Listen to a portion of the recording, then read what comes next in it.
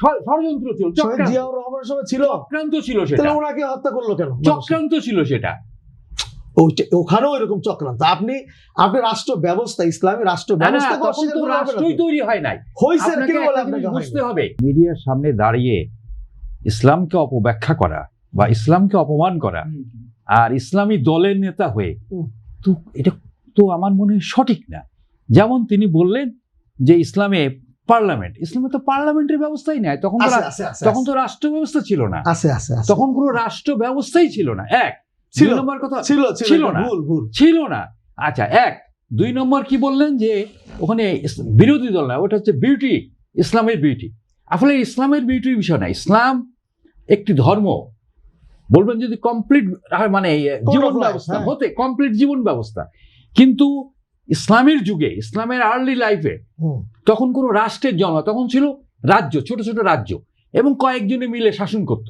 এবং আপনার সেই সময় যদি দেখেন, আমরা কি দেখেছি, তখন ক্ষমতা হস্তান্তরের কোনো সিস্টেম ছিল না ওই ব্যবস্থায়, যার ফলে আমরা কি দেখেছি যে 4জন খলিফা কতল করে করে পরবর্তী সরকার গঠন করা হয়েছে।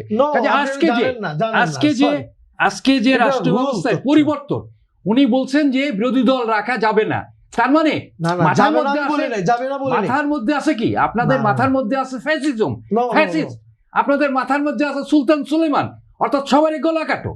তো কাজে আমার মনে হয় এর থেকে আপনারা দয়া করে বেরিয়ে আসেন। আপনি 2 মাস একটা সরকার হয়েছে, সেই সরকারের সমালোচনা করছেন।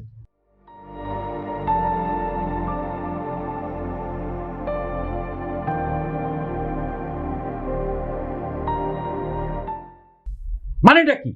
সেই সরকারি কাজটা দেখেন, তারপর সমালোচনা করেন।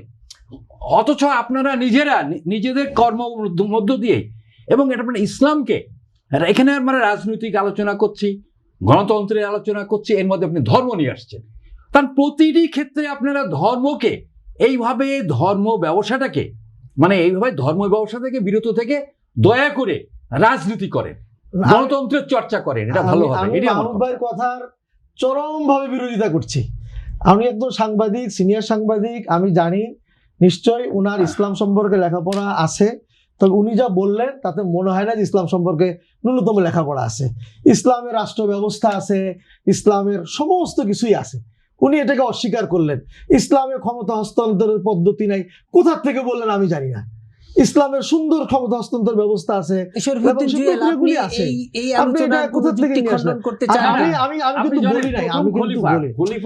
আপনি যেভাবে বললেন। খোলাফায়ে রাশিদিনে 4জন খলিফা, 2জন কতল হয়েছে, হয় নাই? সেইখানে যদি রাষ্ট্র ক্ষমতা যদি ট্রান্সফার করার সিস্টেম থাকতো তাহলে কতল হতো না। আচ্ছা, কতল হতো। শেখ মুজিবুর রহমান কেন হত্যা হইলো?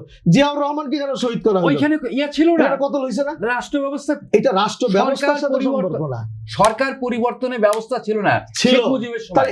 শেখ মুজিব জিয়াউর রহমানের সময় ছিল না, ষড়যন্ত্র ছিল, জিয়াউর রহমানের সময় ছিল, চক্রান্ত ছিল সেটা। তাহলে ওনাকে হত্যা করলো কেন? চক্রান্ত ছিল সেটা। ওখানেও এরকম চক্রান্ত। আপনি রাষ্ট্র ব্যবস্থা, ইসলামী রাষ্ট্র ব্যবস্থা রাষ্ট্রই তৈরি হয় নাই, হয়েছে কে বলে আপনাকে বুঝতে হবে যে ইসলামের যুগে 1400 বছর আগে রাষ্ট্র ব্যবস্থা তৈরি হয়েছে মাত্র 250-300 বছর আগে। রাষ্ট্র, তখন তো রাষ্ট্র নামে কিছু ছিল না। আপনার নিশ্চয়ই বিষয় জানা নেই, আপনি স্টাডি করতে চাই।